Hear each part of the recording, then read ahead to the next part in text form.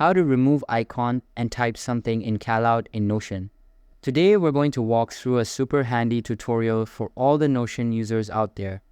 If you've been using Notion to organize your workspace for wikis, docs, or projects, you've probably come across something called callouts. These can be really useful for highlighting important information. It's simpler than you might think. First, head over to the Notion website and log in. You'll usually find the login button in the top right corner. If you prefer signing in with your Google account, just click Continue with Google, then choose your account to log in. Once you're in, navigate to the page or workspace where you want to create or edit a callout. Click on the text area where you want the callout to appear.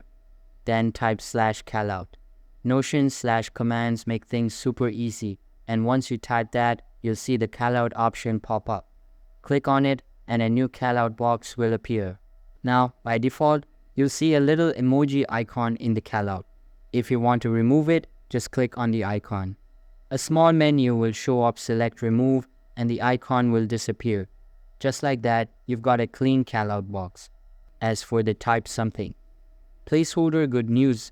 Notion's recent updates have removed that by default. So now you can just start typing your content without needing to delete anything first. Want to make your callout pop even more? Try using the highlight feature. Highlighting important words or phrases within the callout makes key points stand out, especially when skimming through notes. And that's it. Notion is all about helping you build a workspace that's clean, effective, and totally you so explore, experiment, and make it yours.